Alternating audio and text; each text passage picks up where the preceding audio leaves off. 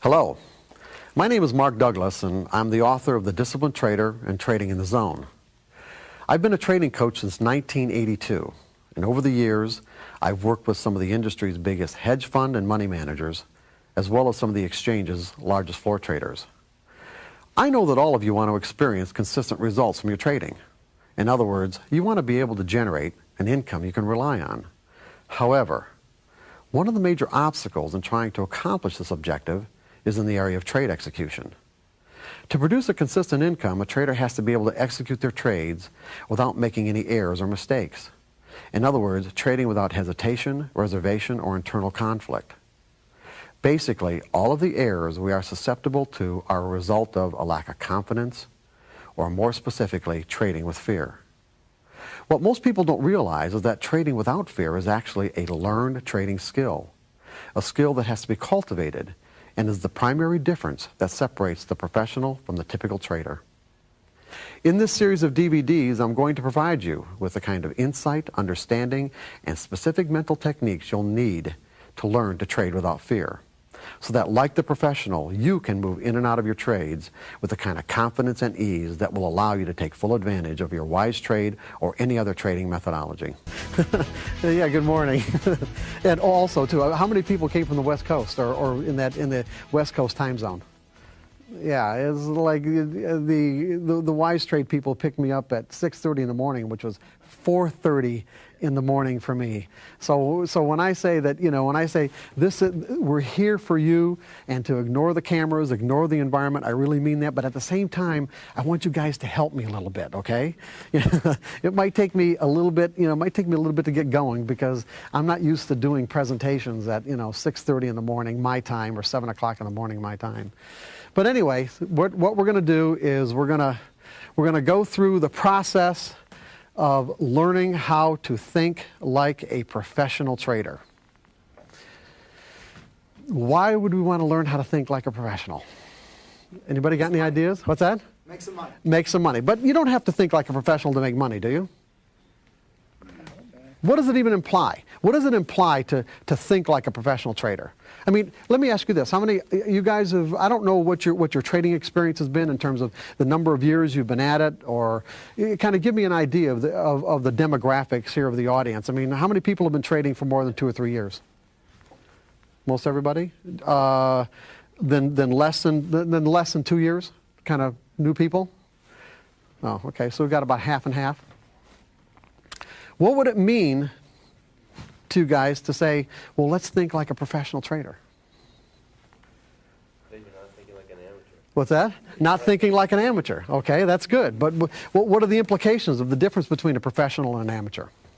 Right, consistency. Consistency. There you go. You see, you're at my Houston workshop, right?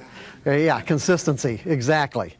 In other words, what that would imply is that if I'm a professional trader, in other words, if I've aspired to be a professional, one of the implications would be that I can make consistent money, because if I'm trading in the mode of a professional, I could be a hedge fund manager, a professional hedger working for trading companies, or just having a full-time job as a trader where my income, my sole income, is derived as a trader. And to be in that kind of a position, or to be in a position where other people are going to give you their money or give you their assets to be able to, make money for them, it would certainly imply that you can make consistent money. That there's a way for you to, let's say, create an equity curve that looks, something like this. Isn't that right? Are you going to give your money to somebody with an equity curve that looks like that? I'm not saying that people don't do it, and I'm not saying that it doesn't happen. But I'm saying that if I've aspired to be a professional trader, it means that I must have learned something that's different than the people who can't do this. There must be something about the way that I approach trading that allows me to do that. And believe me, there is. There's a lot. What's that? Cool. Yeah, cool. Basically, and I don't know how many people in the room have either read Trading in the Zone or The Disciplined Trader? We've got a few people. So probably there's actually most of the people in the group aren't familiar, maybe even with me or my background at all. True or not? Yes or no? See, no, right? Oh, okay. So I'm going to just give you a little bit, and I'll give you more later on. But I started trading back in 1978, and the first trade that I made, the first trade I made was in potato futures at the Chicago Mercantile Exchange, which they don't even trade potato futures anymore. Why I picked potato futures, I have no idea. I think that's probably what my broker said I should be trading. Maybe he said that there was an opportunity in potato futures, but anyway, I made money. And of course, just like most people who make money, their first trade or their second trade, it's about as easy as one could imagine, and therefore you think to yourself, oh my God, why didn't I learn about this a long time ago? That sounds kind of familiar, right? In terms of a thought process. And I went from trading potatoes to trading gold to trading silver. And I'd say my trading experience back then was probably typical even to what it is today with most people, although you have to keep in mind that the technology that we had back then wasn't anything like what you have available to you right now today. It still boggles my mind when I think about the way we had to trade 25 years ago, or almost 30 years ago, compared to what's available right now. I mean, I've always been attracted more to trading commodities than stocks. As a matter of fact, I've never even traded stocks. I've always traded commodities and options. And I've never really had the desire to trade on the floor of the exchange. Although I lived in Chicago for 20 years, it never really appealed to me. I don't know how many people are familiar with the floor or the trading pits, but I just thought it was an extremely harsh environment, and not something that just, like I said, it appealed to me. But the kind of trading platforms that you guys have available to you today really, truly approximate what it would be like to have a seat at the Chicago Board of Trade or Chicago Mercantile Exchange and to trade at that level. You have instantaneous execution. And it's like you can change your mind and not feel humiliated or like, there's something wrong with you. You can put it in order, you can cancel it. Back, before the advent of electronic trading platforms, we used to have to call a broker. Now you think about the time you made a decision to put on a trade, you think about the time that it takes, one, to dial the phone, for someone to pick the phone up, how many times it has to ring, and then he gets on the other end of the line. You got your broker, and then you give your broker your order, and then you've got to deal with the fact that does your broker really approve of your order? In other words, what I mean by approve is that, well, see, I want to buy 3 gold contracts, and say, well, some of my biggest customers, they just went short gold. Now what are you going to do with that information, okay? Or I've got, X number of guys that are on the other side of that trade. I say, well, yeah, if you want to take the other side of their trade, that's fine with me. I'll put the order in. So it's like, so he could put the order in, and then, you've got to wait for a fill. I can't tell you how many times that I put orders in the market where they were limit orders because they didn't want to do a market order because I didn't want to get the slippage of a market order. So you do a limit order, and on a limit order, the market has to trade. To be guaranteed to fill, the market has to trade through your price, does it not? How many times has the market traded to your price, okay, just right to your price on a buy order and reversed, and you didn't get filled? That's very possible. The problem when you're doing it with a broker over the phone is that order goes into the pit.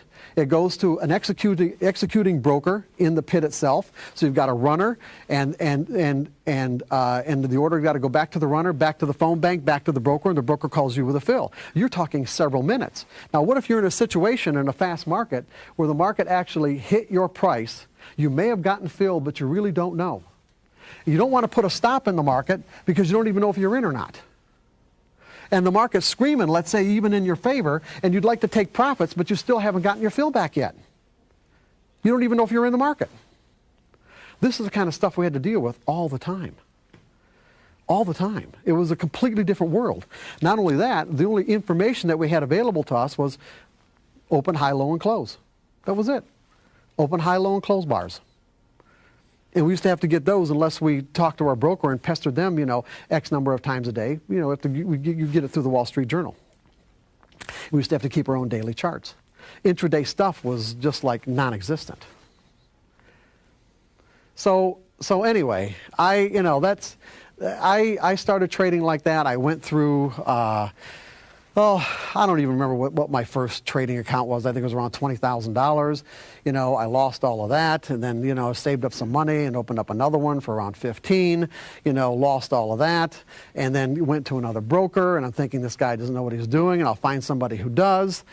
And then this is what really, this is probably the reason I'm even standing here today, was this particular trade, because this particular trade it had a profound impact on me in terms of how it changed my life and what I was willing to do to find out what this was all about. To find out really what does it take to be a consistently successful trader? What does it take to really be able to earn an income as a trader? I was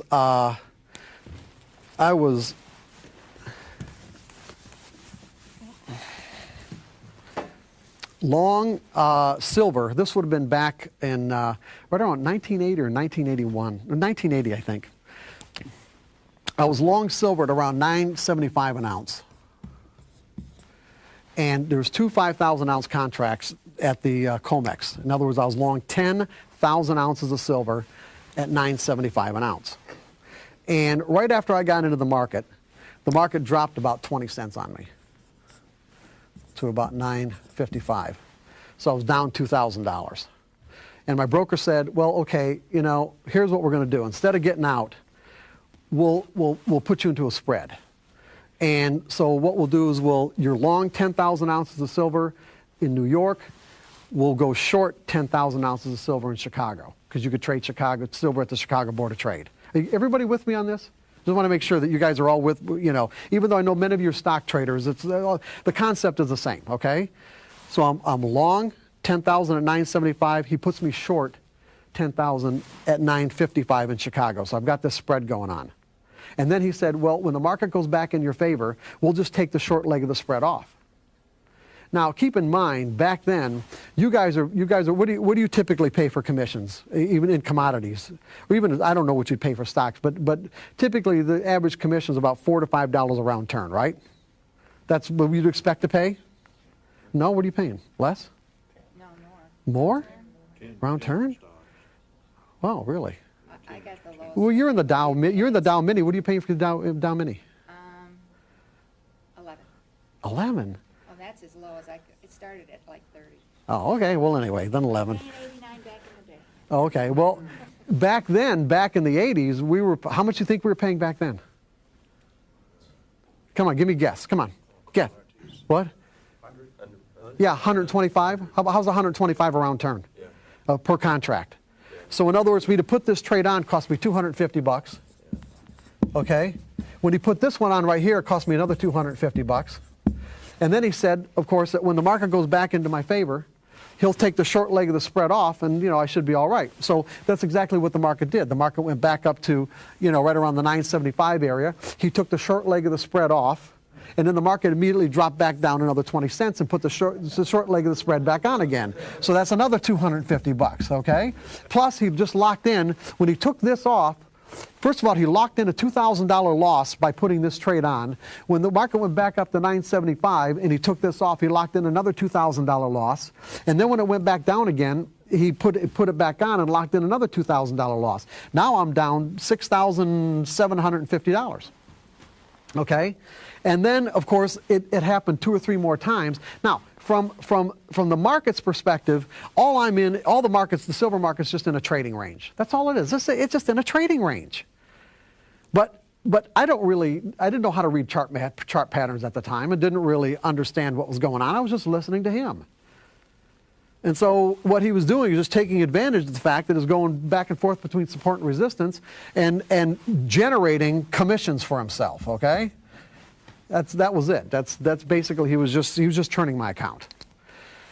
But that's not the story, okay? That's happened to a lot of people. Of course, it happens less now because we're all responsible for the trades that we put on. All we have to do is click the mouse button, and it's not that much money.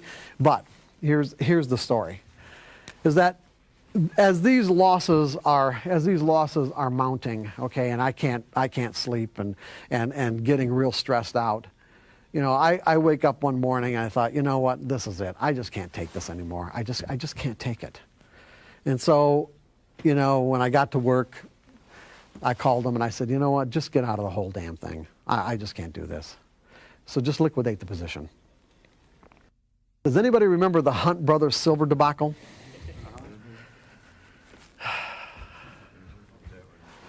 Oh, it didn't. Does anybody, if I say the word limit up, does anybody understand what I mean by that? Okay, the exchanges will impose artificial price limits of how much a commodity, or even a stock for that matter, can fluctuate in any given day before they stop trading. So we don't have these kinds of moves too much anymore. But back in the 80s, limit moves were really quite common. They really were. In other words, what would happen is this: is that if the market went up, let's say, I think in silver it was 50 cents. I don't remember exactly what it was, but if the market went up by 50 cents, they would actually stop trading. Meaning, if the market was bid up to, let's say, in this case, $10.25, trading would stop. In essence, what this means is that at 10.25. There were no people, there wasn't anybody in the world, this is important for later on. There wasn't one person in the world who was willing to sell silver at 10.25 if it was a limit move. Not one person. And so what happens is that the price will go up seeking to find who will actually sell. So what the exchanges didn't want is there to be this huge fluctuation all in one day. There might have been sellers at 10.26, or there might have been sellers at $11, but you don't know that because the exchange says we're going to stop trading at 10.25. You guys with me on this? Okay? So what happened is that I don't think it happened more than maybe half an hour, 45 minutes after I got out. The market was trading right around $9.75 an ounce, where silver went limit up. And went limit up, was 30 days in a row to $49 an ounce. To $49 an ounce.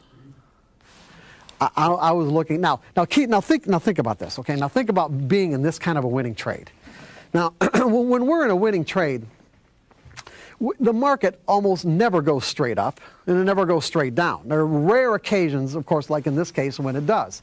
So that when we're in a winning trade, we have to constantly be making decisions about where we're going to take profits, and how much heat we can take with the market coming back against our position to say, well, is this a time to take profits?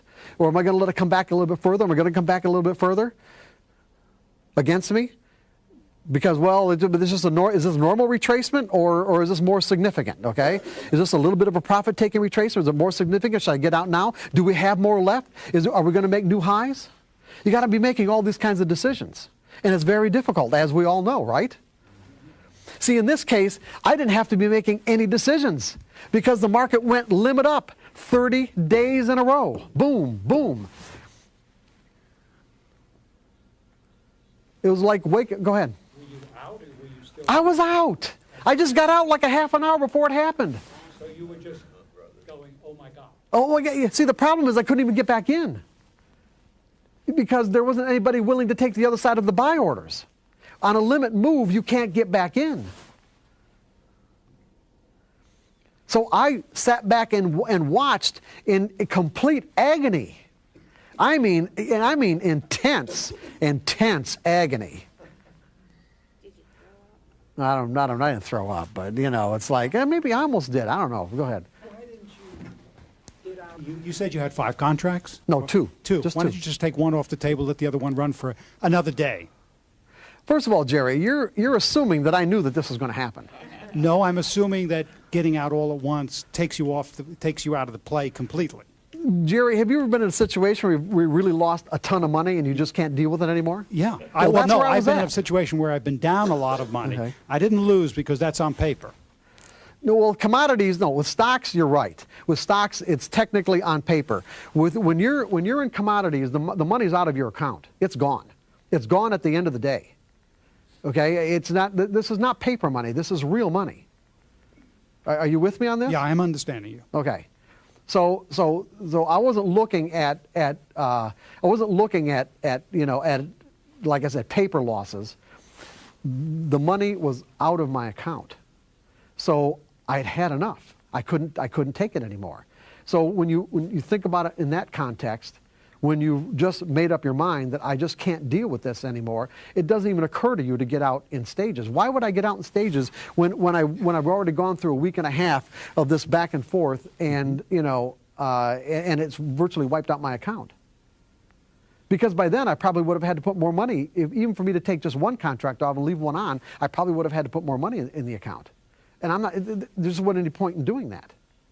Are you with me on this? I don't trade commodities. I trade other things, But the concept's the same.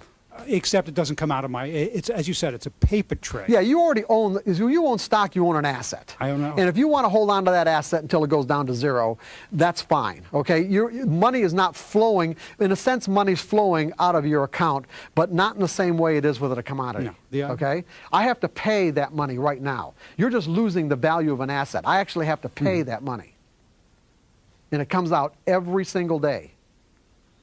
Go ahead. Go ahead and hand the microphone back to that gentleman. Another thing that can be of interest here is, at least from the way I gathered you was talking a while ago, you really weren't controlling this. Your broker was doing this. Correct. So even if you had wanted to get out in stages, your broker was doing it, saying, hey, here's what I'm doing to you in this case. Yeah, pretty much. Yeah, it's like I wasn't really in control of the situation because I didn't know what I was doing. All I know is that I was within, let's say, a half an hour, 45 minutes of a monster trade. A monster trade. Yeah, I got it. And like I said, I sat back and watched in agony as the market went up to $49 an ounce. I'm thinking to myself, I was like that close to $400,000 on just 2 contracts. $400,000. And so, like I said, when I first started telling you this really had a profound impact on me. It really did. And I thought to myself, and at the time, I was managing a commercial casualty insurance agency in the suburbs of Detroit.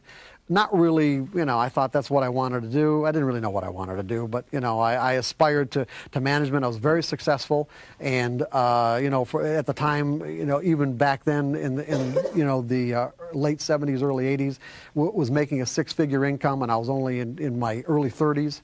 So, I really had a lot of things going for me. But, after this experience, I thought to myself, I got to figure out what's going on here. And I certainly wasn't going to be able to do it in Michigan. So I thought, you know what? I'm going to Chicago. And that's what I did. I went to Chicago. I just thought, if I'm going to get into the business, who am I going to get into the business with? Well, back then there was Merrill Lynch, there's Dean Witter, Smith Barney, and I thought, who are you going to pick? You pick Merrill Lynch, right? Okay, so I went over to the Chicago Board of Trade. They have an office right there, and right on the second floor of the Chicago Board of Trade. And they just so happened they had 3 openings for trainee brokers, and they had over 1,000 people applying for it. So how am I gonna be one of those 3 people? I thought, well, you know what? I went back home. I went to one of the bigger Merrill Lynch offices in the Detroit area, and I went through the whole employment process to familiarize myself with what it is that they required to get a job. And this is what I think got me that job at the Board of Trade, is that they had an aptitude test, and there's a multi-page application, but on the back of the application they had a square like this, and they wanted spontaneously, while you're while you're filling this application out, spontaneously what they wanted you to do was to write like a little mini essay about some philosophical question. Before I went to the Board of Trade and actually filled out that application, I spent 2 weeks agonizing over every word, just to make sure every word of that 2 or 3 paragraphs that I wrote down was completely perfect. So then when I took the app, I wrote down exactly what I'd worked on. And I can imagine why they hired me, because if he thought that I wrote that spontaneously in the moment, thought, hey, this guy, we got to have this guy here. We got to have this guy. Okay, so I did. I got the job. Now think about this. Now, when I was working for the agency, the casualty agency, commercial casualty insurance, as a matter of fact, I just signed a contract not more than like 3 or 4 months before I actually went to work in Chicago, over a 3-year period for $360,000. And what Merrill Lynch was offering me was $20,000 on a draw. Okay, in other words, it was a, you know, they're going to give me $20,000, but it's a draw. I mean, I got to pay it back based on commissions. Now, if you can imagine, there wasn't one person in my life, not one person, who thought that I wasn't absolutely stark raving out of my mind to give that up, to go to Chicago to do this. So, you know, it wasn't like I had a lot of support. You know, and it wasn't like I wasn't catching a lot of grief from everybody that I knew about what it was that I was doing. So you can imagine my horror, is a good word for it. I mean, because when I got to Chicago, I'm thinking, why am I even doing this? I'm doing this because I'm going to Chicago because that's where the traders are. That's where the people are who know what they're doing. Correct? And then to get there to find out that that is not the case. That is not the case at all. That there were 40, almost 50 brokers in the office, and none of them knew how to trade. Not only did they not know how to trade, I mean, Merrill Lynch made absolutely no bones about the fact that we were not traders. They spent no money, no time, and completely discouraged us from even learning how to trade. We were salesmen. We were taught how to talk about trading. We were taught how to talk about investments. We were taught how to, you know, it's called dialing for dollars, to get on the phone and get people to open up accounts. And even though this was unspoken, I'd say the underlying philosophy behind the business was, especially in the commodities business, I'm not talking about the equities. I'm not saying that on the equity side of the business that it wasn't more reputable. But this was about as irreputable as it could be. Because the underlying philosophy that we operated from was, all commodity traders are terminal, meaning like they have a terminal illness. It's only a matter of time before they want to say, all commodity traders are terminal, and it is our job as a broker to make them as comfortable as possible until they expire. In other words, to extract as much money out of their account as you could until they're gone. And even to this day, it just blows me away to think that when I went to a 30-day training class in Manhattan, and there were brokers from all over the world, probably about 80 or 90 of us. And the guy and the person that was the head of Merrill Lynch Commodities at the time, his name was John Conheeney.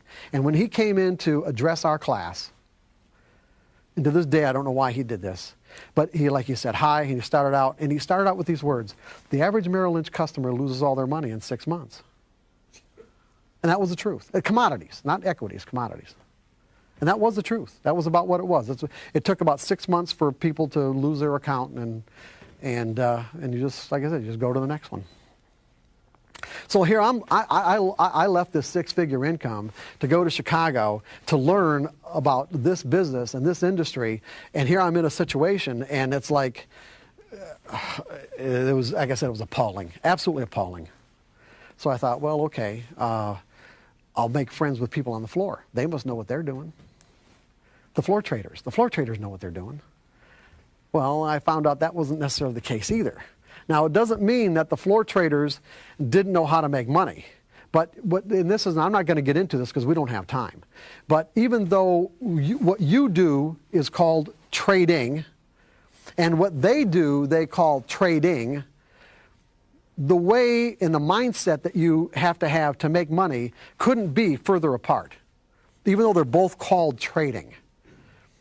The typical local, the person who traded for their own account in the pit or on the floor of the exchange, the way they made money, weren't trying to make direction-related decisions. In other words, it wasn't the kind of trading where they would find themselves in winning trades that were going in their favor, but that's not the reason why they put the trade on.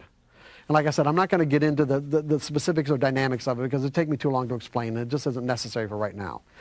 All I'm saying is that it's a completely, as a matter of fact, before I left Chicago and moved to Arizona, the Chicago Mercantile Exchange asked me, and I worked on it for a while, for about 6 months before I left, asked me to put together a program to help floor traders make the transition from the floor to screen-based trading, because it's a huge psychological leap. It really is. It's a huge transition that has to be made.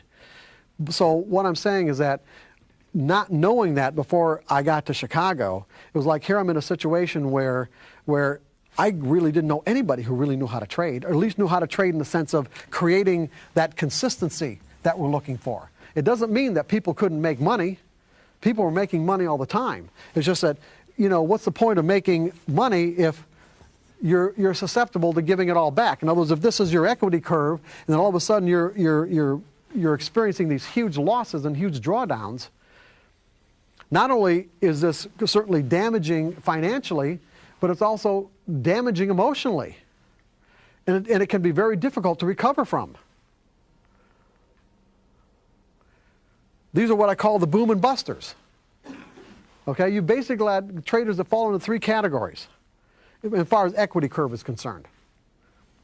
You've got your consistent winners, the people who have, the traders,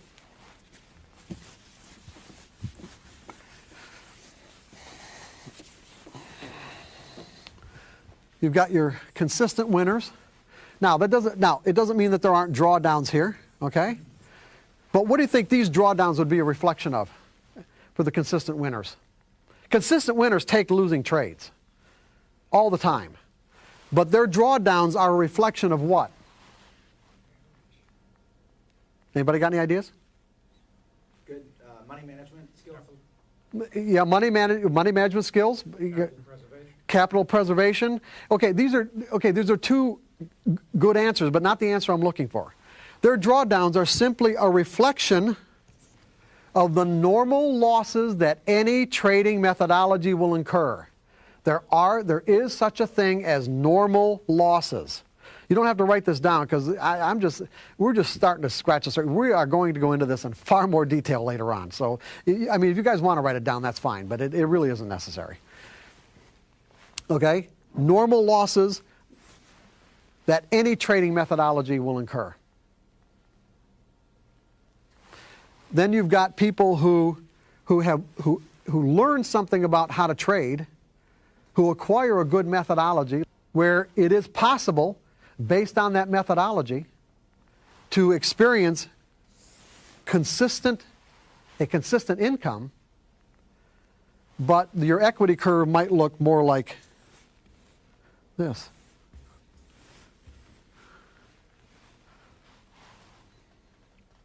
Most people who are experienced the boom and bust cycles, these are the bust cycles, would say that something happened in the market to cause this. What you're going to find out today is that it is not the case. Even though it may seem like it, it is not the case. These are virtually always the result of trading errors, what I call trading errors, which we're going to go into in detail later on. One of the, just for the gentlemen, few people back here that don't have any idea of my background, I'm going to go a little bit further in it, and I'm just going to jump ahead for a second. I ended up being a trading coach, and working with. I was a trading coach for probably about 17 years. I don't really do it much anymore. I just pretty much focus on my own trading, but while I was, especially in the, throughout the 80s and most of the 90s, I worked with a lot of floor traders, and we talk about boom and bust. There was one of the floor traders I worked with was probably one of the 5 biggest bond traders at the Chicago Board of Trade, and when I met him was in like around May of 1992. And from January of 92 until the time that I met him in May of 1992, he had around, this is a guy that just traded for himself. He didn't trade for a firm. He just traded his own account on the floor of the Chicago Board of Trade in the bond pit. He had $12 million roll in and out of his account. And he had a particularly bad day, and he ran into somebody who attended one of my workshops and said, hey, you should go see this guy. He called me. We had a few appointments, didn't really go anywhere. And the next thing, about a month later, I get a frantic call from his wife, who I hadn't even met, didn't even know who she was. Got a frantic call from his wife that said, they're going to lose their house if I don't do something with him, okay? he had another real bad day. So anyway, I started working with him in July of 1992. And from July of 1992 until the end of the year, he ended up the year with almost $6 million. Now, that may not seem like a lot considering he had these swings, but he'd never finished a year with more than, I think, around $650,000 or $700,000. So he had just under $6 million. And so then he went on vacation. He happened to take a book with him called The Coming Collapse of the Bond Market. And this would have been in like late December of 1992, early January of 93. And came back. Now, if anybody remembers the bond market back then, it rallied to spectacular heights. But in the meantime, he'd read this, The Coming Collapse of the Bond Market, so he was going into the market every day short, okay? And pissing away this $6 million until he got to the point where he had about 2 of it left. And took him about, I don't know, until maybe mid-February. And he was so exasperated that he said, hey, you know what? I'm willing to do anything. Okay, now keep in mind, I'm willing to do anything. And it wasn't lip service. It was real. It was genuine. It was sincere. And I said, if you're willing to do anything, then here's what you have to do. What I've been working with him, what I noticed is that he was able to stay focused really for not more than about an hour a day. Now, this guy loved trading. I mean, he just loved being in the pit. He just loved every part of it. He just had the hardest time tearing himself away. But if he really wanted to make consistent money, then I felt that an hour a day was about it. Because after an hour a day, his focus would start to diminish, and then he'd also start to get reckless. He was the kind of guy, and this here again, this is very difficult for people to comprehend, but it is the absolute truth. He was the kind of guy where, when I was working with him during that period, in the second half of 1992, where he would have a $500,000 day winnings. He'd make $500,000, but when he called after he was out of the pit to have his consultation, he'd be real angry with himself. Because up to about 5 minutes before the close, he was up $500,000, and then he'd piss away about 175 of it. So it only ended up with $325,000 for the day.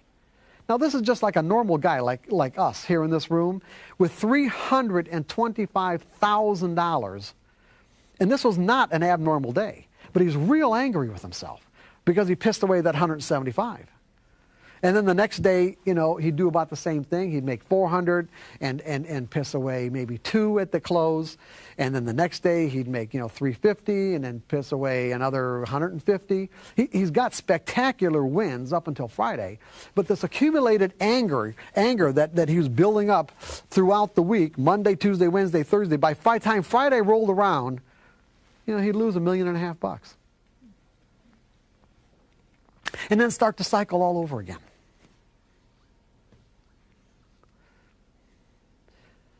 So now it's like I'm saying, you know what? Especially as a floor trader. As a floor trader, you really have to be focused. When you're trading at the level that he traded at, where you're trading hundreds of sometimes thousands of contracts, if anybody knows anything about the bond market, we know that one incremental price change in a bond contract is $31.25, okay? You guys with me on this? So this would be a tick. So in other words, if the bonds went one tick up and you're long one contract, you'd make $31.25.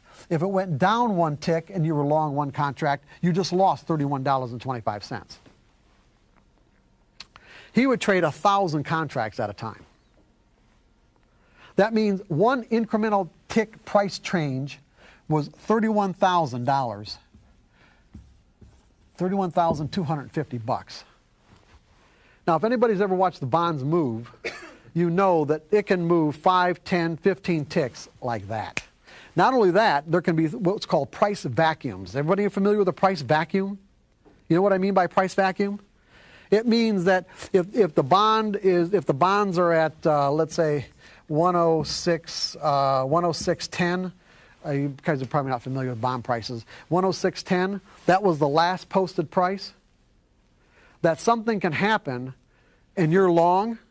Something can happen where there are no more offers, and the next posted price is 106 even. That means the market went down 10 ticks without there being any trades between 10 and even. No trades at all. Which means if you're long, you just lost in that instant $31,000.25 on 1,000 contracts. This is quite common. So you really have to be focused.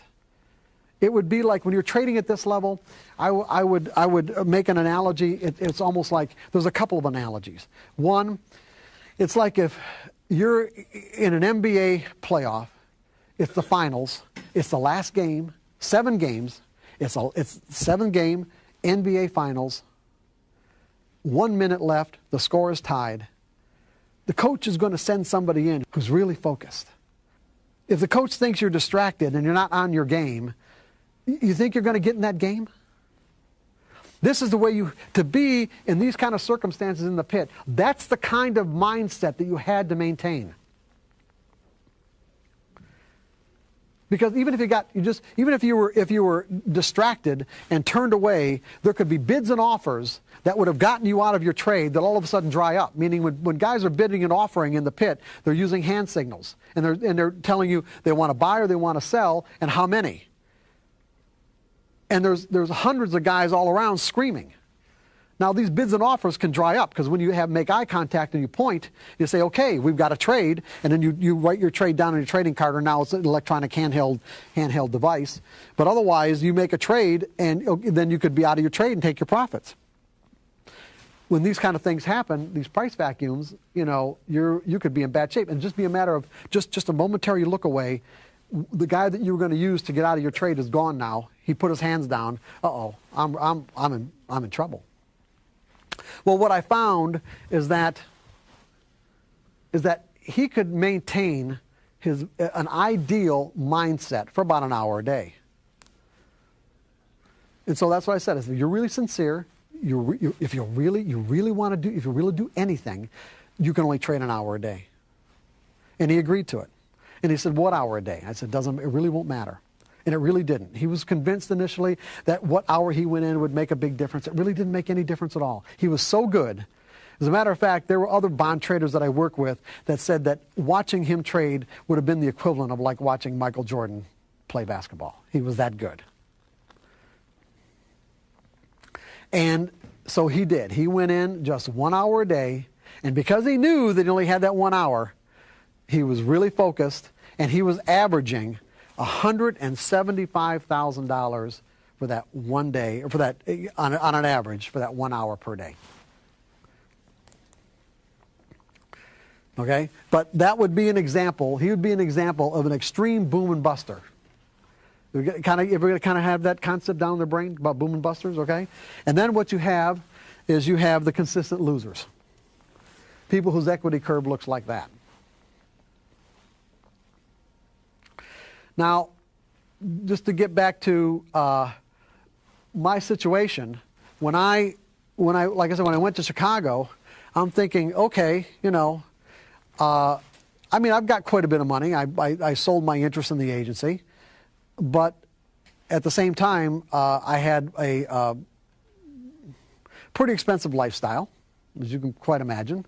I had a house in Michigan that I had a girlfriend, a very high maintenance girlfriend, and her 2 daughters were living in. And I had a very expensive apartment in Chicago and a Porsche, and I had the life, okay? And And and I was going back and forth every weekend to visit them. So I mean, really, my situation was, I couldn't maintain that kind of lifestyle with the money that I had without being successful as a trader. And that was the whole idea anyway. I thought, okay, I'll make whatever shortfall that I end up with as a trader. And interestingly enough, I had to have my trading account with another brokerage firm secretly. I couldn't trade through Merrill Lynch. And there wasn't anybody else in the office who traded their own money. I was the only, unless they were doing it secretly and didn't tell me. I was the only person in the office who was actually trading their own money. Who actually traded, period, other than putting on trades for their customers. So what ended up happening is that, and another part of this is that I also had this, I can't really tell you why I knew this, just that I did. It just made sense to me. It just never occurred to me that trading was anything other than about psychology. I mean, the first trading book I ever bought was actually the very first book on trading. The first book that was devoted specifically to trading psychology, which was Jake Bernstein's Investor's Quotient, that came out in 1980. And there weren't that many trading books even available back then. And that was the first trading book that I didn't buy a book on technical analysis. I bought a book on trading psychology. So I was not only immersed in the concepts of trading psychology virtually right from the very beginning, I was also keeping very extensive journals of my thinking process, what was going on, what I was observing from other brokers in the Merrill Lynch office, as well as what I was observing from interacting with my customers. And I noticed we were all kind of conforming to the same patterns, the same problems. But just say that because I did have this kind of foundation, to understand that it was basically psychological in nature. Because one of the things we're going to talk about, when I get into the skills section of the presentation, is that when you look at trading skills, it's like, well, what kind of skills are we talking about? If we're talking about thinking like a professional, we're implying that the skills are all mental in nature, and they are. Because when you really get right down to it and you really start to think about it, what physical skills are necessary to trade? We're not talking about a golf swing or a tennis racket or any other kind of physical endeavor that we're familiar with. What kind of skills what does it take physically to put on a trade? A mouse click. A mouse click, that's it. Your ability to move the mouse and click it on the buy or sell button. It's that simple. And as a result of it being that simple, it's easy to think that, oh my God, trading is so easy. It isn't. As you well probably know, whether you've been at it a long time or even a little bit of time. There are some very sophisticated psychological skills that you have to acquire to get this kind of an equity curve. And virtually all these skills are founded in learning how to trade without fear. That's basically what this whole workshop's about, is learning how to trade without fear. Because that's what's going to screw you up on virtually everything. Everything that you can do wrong as a trader is going to be the result of what you're afraid of. And the effects that fear has on your perception of market information.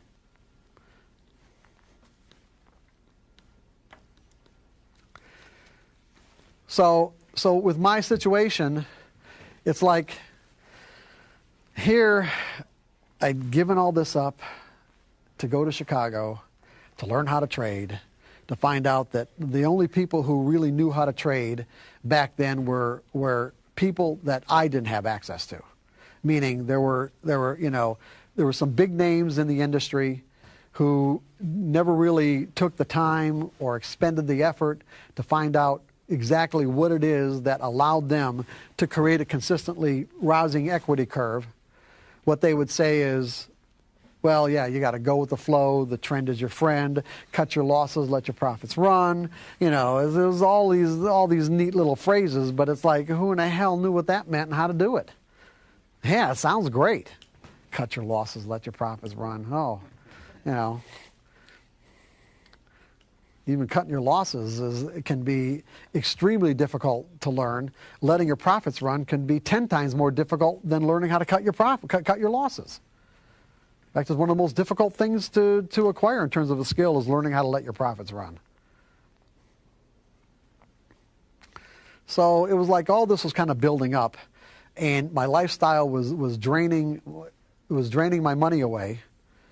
And one of the things that I would say characterized me back then, if I was probably obsessive about anything, it was my credit. It's like my credit was as far as I was concerned, it was like the most important thing in life is to have flawless credit, not just, I mean, flawless. And here I'm in a situation where I am truly running out of money. And my trading losses, it wasn't really like I was losing a lot of money trading because I'd really stopped the hemorrhaging. I wasn't trading in a way where I was actually losing money, but I wasn't making any money. And it's like there was always this little voice in the back of my brain, you know, it would come to the forefront of my consciousness that would say, you know, Mark, this ain't adding up. There's something wrong here. There's something wrong. It's like it's not adding up. And then I kind of shove it back there and, you know, like, it's going to be all right. I'll figure it out. It's going to be all right. Eventually it got to the point where I was literally out of money. And the only choice I had was to file bankruptcy. Fortunately, I was in a situation where I had two residences, one in Chicago and one in Michigan. And so I had a choice of where I filed. And of course, I filed in Michigan because if Merrill Lynch would have found out, they probably would have fired me. As a matter of fact, nobody knew what had happened. Nobody that I knew in Chicago knew what had happened. So I filed in Michigan, and I'm thinking, literally, because of my attitudes about credit, I'm thinking, if I've got to do this, I'm going to fall beneath the cracks of society and never reemerge. I really believe that. I honestly, God, really did. I just didn't see how it's possible to live after having to do something like that. And of course, you know, what I found is that, and when I ended up, I mean, what I say in the Disciplined Trader, and I don't really go into a lot of detail in the Disciplined Trader about this, but just to say that what I ended up with was really, I had an apartment, I had my bed and my TV, and when I filed, I was still current on everything. I wasn't even late one day on any of my bills. As a matter of fact, I even called the finance company to come and pick the car up. But I wasn't even late a payment. And I said, you know what, I can't do it anymore. You're probably going to want it back anyway. So, you know, it was like, come and pick it up. And of course they did. And guys, there's a funny story about that. I've never told anybody this, but you guys want to hear a funny story about that? When the guy came to pick it up.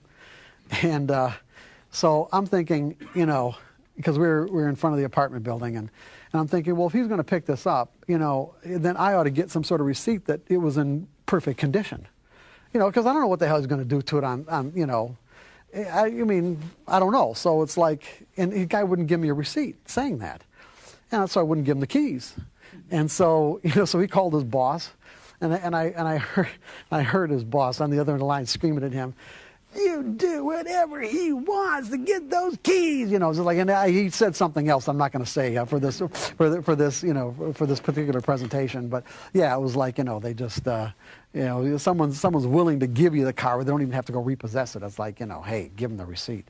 But in any case, what I realized, I mean, now you think about this, it's like when you define yourself based on your possessions. You know, just like anybody that loses anything, you know, you've got an internal representation and you've got an external representation. And now there was a discrepancy between what was outside of me and what was inside of me in terms of the way that I define myself. And, you know, so that has to be reconciled.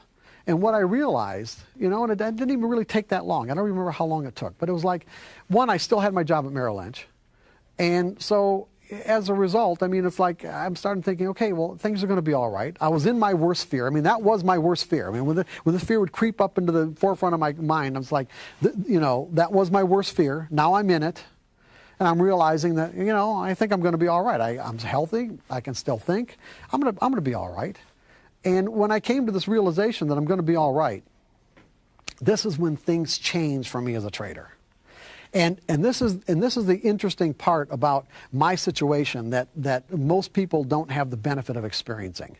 There are two things. One, I had this foundation of knowing that it was all psychological anyway. So I had all these things that I'd been working on up to that point. And two, when you tap out as a trader, I mean, when you really tap out, you don't get to trade anymore because you don't have any money, right? But I was in a situation where I still got to trade. Even though I was working with other people's money, I still got to trade every day. And so as a result of experiencing my worst fears, coming to the realization that I'm going to be all right, and then at the same time being in a position where I'm able to interact with the market, it was like, because I didn't have anything more to lose, I didn't. It was like this, the market completely changed for me. It was like I had these blinders on that all of a sudden just came off because the market was different, because I wasn't afraid anymore. I was seeing the same patterns over and over and over again beforehand, but I was seeing the same patterns differently. I was seeing the same patterns from a, let's say, relatively carefree state of mind. And that relatively carefree state of mind allowed me to, like say, flow in and out of my trades with an ease and effortlessness that I would not have been able to imagine beforehand.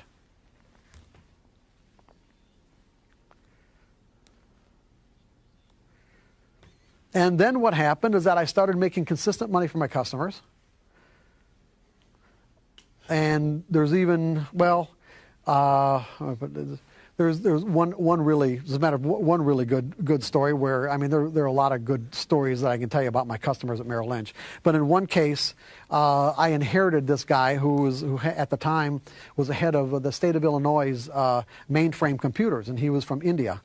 And he had put together his own trading program, and he was using the state computers to do it. And so, and he had an account, technically an account with Merrill Lynch, but it wasn't funded because he'd lost all his money. But he still maintained the account. And so I inherited him as a customer, and he would call me every day.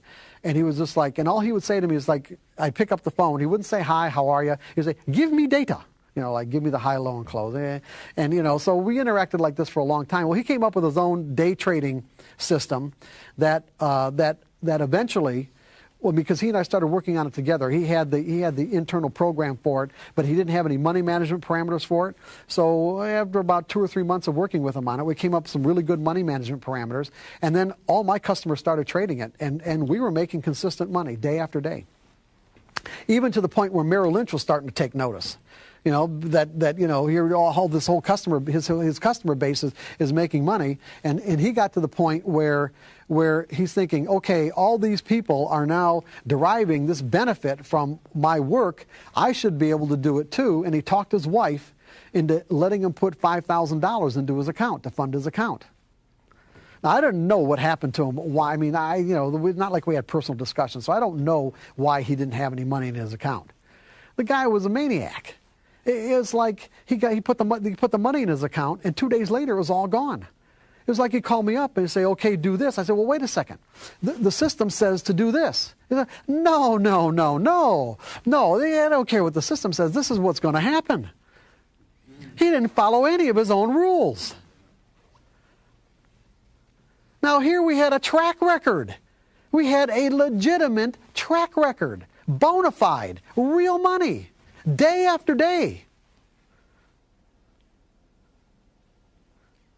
He gets a few bucks in his account, and it's like he thinks he knows where the market's going.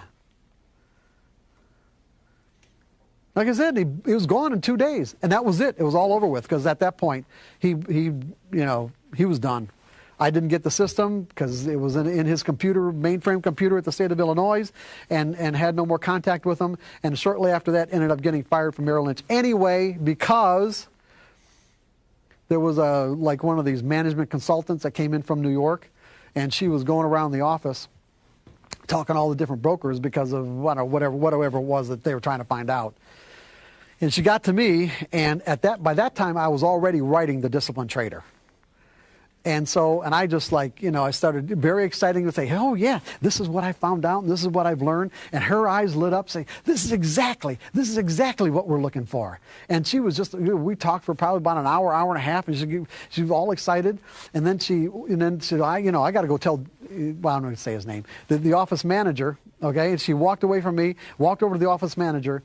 10 minutes later, he came over and said, pack up your stuff and get out. Right then and there on the spot. Pack up your stuff and get out.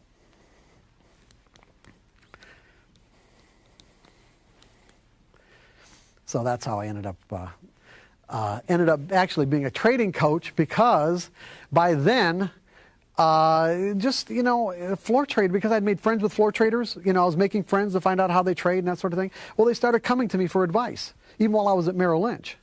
And because it's a pretty small community, the word gets around, especially when people are really genuinely helped with the kind of advice that you're giving them. And I'd help several floor traders turn their trading around. And so what had happened is I started getting hired by clearing firms. What I mean by clearing firms is that to trade on the floor of an exchange, you have to clear your trades through a financial institution. And so, it's like these are traders just like you. They have their own account, but what they have to do is they have to clear their trades through, like I said, one of the major clearing firms at the exchange. Well, what would happen is this, that it isn't like this now, but back in the early 80s, or the mid 80s, clearing firms were in some ways like almost like family operations, where the people who owned the clearing firms, they knew all the floor traders, they were friends with them, they partied together, Christmases and holidays and that sort of thing. And so if one of the floor traders would go debit, you know what I mean by go debit? In other words, you have to have a positive balance in your account. Well, the problem with floor trading is that not today, but back then, when you traded on the floor, you had to record your trades on a trading card. So in other words, if you and I are entering into a trade where I'm going long and you're going short, what I would do is that we would take our badge, like the acronym of our badge, and our clearinghouse number, record it on this card, and how many contracts we traded. Let's say you're short 10 and I'm long 10, and the price that we traded them at. Well, those cards didn't have to be turned in until the end of the day. And then they'd all get reconciled, meaning that between all the different trades and all the traders from all the different clearing firms, this would all go into a central clearing operation to find out which trades were, to find out who's long and who's short, how much money's coming out of whose account, and whether or not they were called what are called out trades, meaning that you thought I said 10, and I thought we were doing it for 100. Okay, so now we've got a discrepancy of 90 trades. These were called out trades that had to be reconciled before the open of the next day, which is a whole nother world. We're not going to get into it. But all I'm saying is that it would not be unusual for guys to overtrade during the day, and the clearing firm wouldn't even find out about it until the end of the day. For an example, one of the guys I worked with at Merrill Lynch, eventually he was a mathematics professor. He's a really nice guy. Should not have been a trader at all. Had absolutely, Anyway, and P's at the Chicago Mercantile Exchange, and he was a one-lot trader, meaning, just traded one contract, one in and out, one contract, and eventually the forces inside of him were building up where he's frustrated with the fact that he can't make a living at it, he's just eking it out, where one day he snapped, and this one-lot trader almost took down the clearing firm. In other words, he's got like several thousand S&Ps on, several thousand contracts where other guys are into those trades, and the market's going against them. So he almost took down a clearing firm just by himself. So what would happen is that because guys would go debit, meaning they end up the day lost, maybe they're down $25,000 or $50,000 or $100,000. The guy that owns the clearing firm doesn't want to say, hey, you can't trade until you pay this off. They'd want to let them to go back into the pit to work it down. Well, after, you got 4 or 5 of these troublesome or 15 of these troublesome traders that are constantly running debits, you start to get a little worried. And so what they did is they hired me to work with these guys. Most of the information, most of the insight, let's say, that you'll find in the disciplined trader and trading in the zone came from me working with these floor traders on a daily basis. And I'm laughing because obviously it was quite a trip working with these guys, because they are not like you and me. that's really about the best way I can describe it without going into a lot of detail. They're not like you and me. So anyway, this is kind of maybe a long drawn out introduction to the fact that what we're talking about here is that you guys have a really wonderful trading methodology where there is an enormous amount of potential for you to be able to make a consistent income from being able to take full advantage of the potential that this trading methodology offers you. But I would say that it wouldn't be unfair for me to say